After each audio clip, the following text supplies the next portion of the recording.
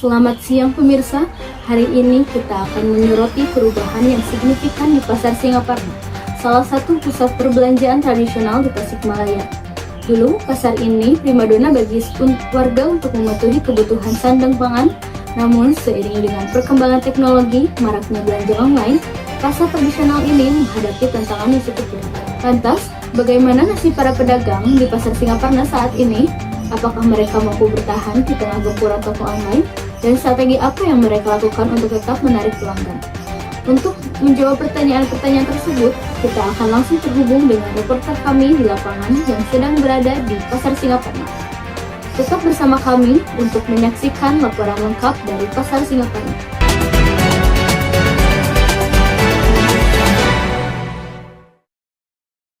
Selamat siang pemirsa, sekarang saya berada di Pasar Singaparna, salah satu pasar tradisional di Tasikmalaya.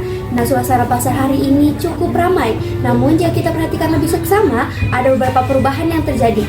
Banyak toko baju yang dulu selalu ramai pengunjung, kini terlihat sepi. Persaingan dengan e-commerce semakin sengit, membuat sejumlah pedagang, terutama pedagang pakaian, harus beradaptasi dengan kondisi yang baru.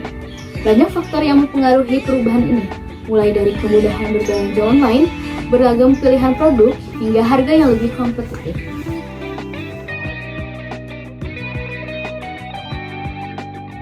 Bapak Dadang, salah satu pedagang baju di sini, mengaku merasakan dampak langsung dari persaingan dekat toko online. Bapak Dadang, bagaimana menurut Bapak dengan kondisi pasar saat ini? Ya, sangat mengkhawatirkan. Memang faktornya tidak hanya di titik beratkan ke masalah online gitu ya. Mungkin karena masalah daya beli masyarakat yang semakin menurun, kemudian faktor-faktor lain seperti cuaca kan, cuaca juga lagi sepertinya kemarau gitu, padahal kan termasuk musim hujan, ya ada perubahan iklim lah gitu ya, jadi berpengaruh terhadap aktivitas masyarakat pedesaan sehingga tidak banyak yang menghasilkan, menyebabkan ya daya belinya menurun, kemudian ya tidak ada yang bisa dibelanjakan gitu ke sektor konsumtif gitu ya, seperti pakaian gitu. Tapi ya termasuk juga mungkin ada pengaruhnya dari online gitu ya, istilahnya yang belanja dari biasanya generasi yang anak-anak muda lah gitu. Kalau generasi yang ya sedikitnya berusia agak tua gitu ya, kebanyakan ya mereka langsung biasanya kalau punya uang kan ke pasar tradisional gitu aja. Oke, jadi Bapak, apa yang membuat pelanggan lebih memilih berbelanja pakaian secara online dibandingkan di pasar tradisional? Ya, yang pertama online kan lebih praktis ya, lebih hemat dari segi informasi lebih cepat kan, mode atau barang yang dipilih bisa cepat dilihat. Sedangkan mau ke pasar tradisional kan harus berangkat dulu, ada waktu kan. Terus ongkos transportasi dari tempat kediaman calon pembeli ke pasar kan ada kos biaya yang harus dikeluarkan kan. Itu kan langsung bisa dilihat gitu, lebih praktis. Kemudian objek barang yang ditanyakan atau dicari, harga kan sudah ada, sudah tercantum, bahkan bisa memilih yang paling murah misalkan.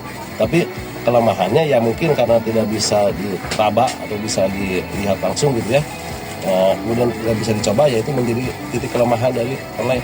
Tapi orang ya generasi sekarang lebih menginginkan yang praktis dan efisien gitu aja. Terus strategi apa yang Bapak lakukan untuk menarik pelanggan agar tetap berbelanja di sini? Apakah Bapak pernah mencoba berjualan secara online? Ya, kalau mencoba pernah, tapi kan harus rutinitas atau harus continue ya, continue. Kemudian jadwalnya juga mungkin, kalau di pasar kan perdagangan kan antara jam 7 sampai jam 3. Mungkin orang lagi masih sibuk kan, ada yang masih sekolah, kalau anak sekolah, ada yang masih bekerja, jadi nggak cocok waktunya.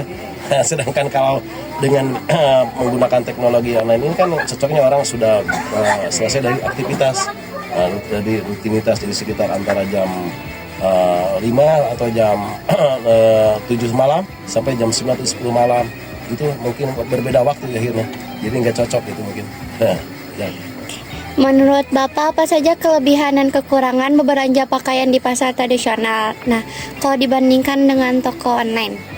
Pertama, kalau kekurangannya ya kita karena generasi sekarang kan lebih ingin melihat langsung cepat gitu ya, dari gadget gitu ya.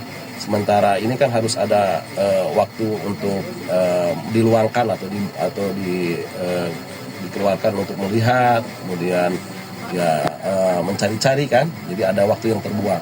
Nah sementara kalau kelebihannya ini yang offline gitu ya, yang untuk pasar tradisional kan lebih lebih akrab sama pembeli kan, bisa bertutur kata, bisa bersilaturahmi kan, nah, menanyakan sanak saudaranya juga, ada latar belakang, tidak langsung fokus ke masalah penjualan barang kan, jadi lebih akrab lah, lebih sifatnya humanity lah, kemanusiaan lah gitu. Informasi tadi menutup jumpa temu kita. Saya Citra Ramadhani, pamit undur diri dan sampai jumpa.